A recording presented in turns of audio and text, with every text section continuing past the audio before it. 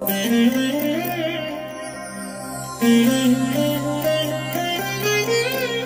దినం పరము నుండి దిగివచ్చు మాట. ఇది నీ జీవితానికి వెలుగుల బాట. నీ ఒడిలో ఉంచబడిన దీవెనల మూట, అద్భుతాల ఆనంద ఊట.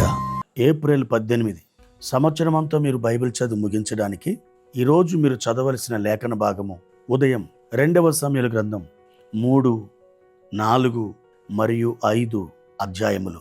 సాయంత్రం లూకా సువార్త 14వ అధ్యాయము 25 నుండి 35 వరకు.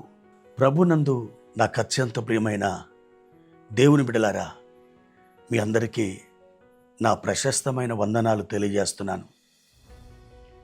దేవుని బిడ్డలారా, రాత్రంతా సుఖముగా నిద్రపోయి ఈ ఉదయకాలమున నిద్ర నుండి లేచి ప్రభు సన్నిధికి పరిగెత్తుకుంటూ వెళ్ళి ఆయన వాక్యాన్ని చదివి ప్రార్థన చేసి మీరు ఈ దినాన్ని ప్రారంభించినట్లయితే అది మీకు క్షేమం, మీకెంతో ఆశీర్వాదం. ప్రభు కృప మీకు నిత్యము తోడై ఉంటుంది. దేవుని బిడ్డలారా, దేవుని యొక్క వాక్యాన్ని చదువుకుందాం. 1 సమూయేలు గ్రంథం 3వ అధ్యాయము 9వ వచనం. నీవు పోయి పండుకొమ్ము, ఎవరైనా నిన్ను పిలిచిన ఎడల యెహోవా నీ దాసుడు ఆలకించుచున్నాడు, ఆజ్ఞనిమ్మని చెప్పుమని సమూయేలుతో అనగా సమూయేలు పోయి తన స్థలమందు పండుకొనెను. ప్రియమైన దేవుని బిడ్డలారా, అద్భుతమైన లేఖన భాగం ఇది. సమూయేలు చిన్న బాలుడు. షిలోహు మందిరములో సమూయేలు పరిచర్య చేస్తున్నాడు. ఆ చిట్టి చేతులతో దేవునికి పరిచర్య జరిగిస్తున్నాడు. ఆ దినములలో ఏలి యాజకుడుగా ఆ మందిరములో సేవ చేస్తున్న దినములవి. ప్రియ దేవుని బిడ్డలారా, చిన్న బాలుడైన సమూయేలు దేవుని యొక్క మందిరంలో నిద్రపోతున్నాడు. ఒకానొక రాత్రి దేవుడు సమూయేలు దగ్గరికి వచ్చి సమూయేలు అని పేరు పెట్టి పిలిచాడు. చిన్న బాలుడు సమూయేలు, తనకు అంతగా గ్రహించే శక్తి లేదు. దిగ్గున లేచాడు. నా ఏలినవాడు పిలుస్తున్నాడేమని ఏలి దగ్గరికి వెళ్ళాడు. చిత్తమండి, మీరు నన్ను పిలిచారా? ఇదిగో నేను వచ్చాను అన్నాడు. ఎంత మర్యాదపూర్వకంగా మాట్లాడుతున్నాడు. ప్రియ దేవుని బిడ్డలారా, ఏలి అన్నాడు, నేను నిన్ను పిలవలేదు, నీ వెళ్ళి పడుకో అన్నాడు. మళ్ళీ రెండోసారి దేవుడు పిలిచాడు. మళ్ళీ అలాగే వెళ్ళి ఏలితో అన్నాడు, అయ్యా మీరు నన్ను పిలిచారు కదా, నేను వచ్చాను అన్నాడు. నేను పిలవలేదు బాబు, నువ్వు వెళ్ళి పడుకో అన్నాడు. మూడోసారి మళ్ళీ దేవుడు పిలిచాడు. మరలా అలాగే వెళ్ళి ఏలితో మాట్లాడాడు.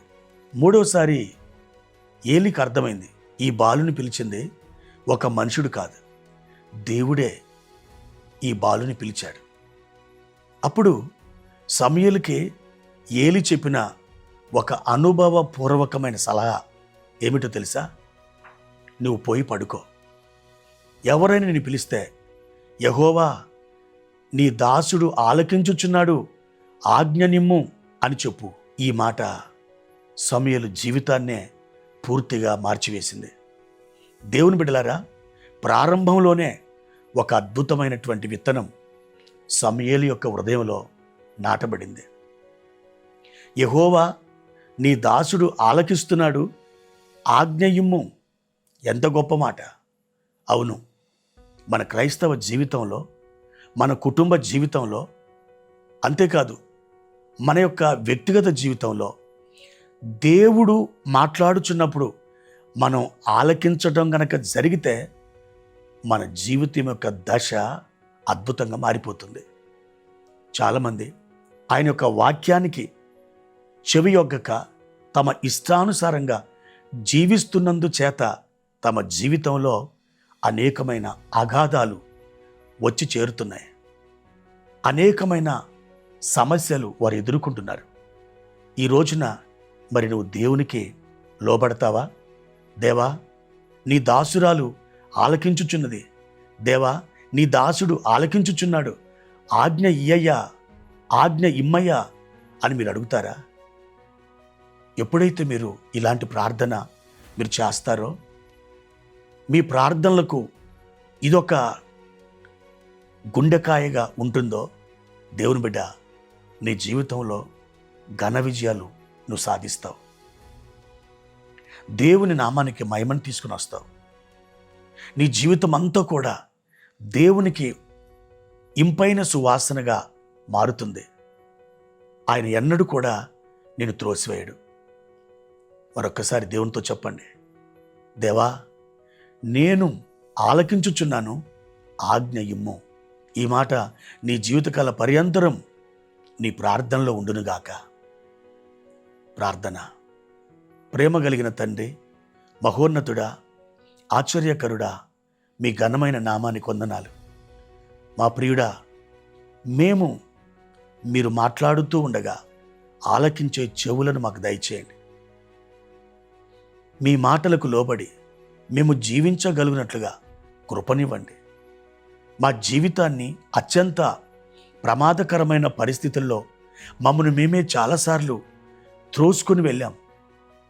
ఇప్పటి నుండి అలాగు కాదు నాయన.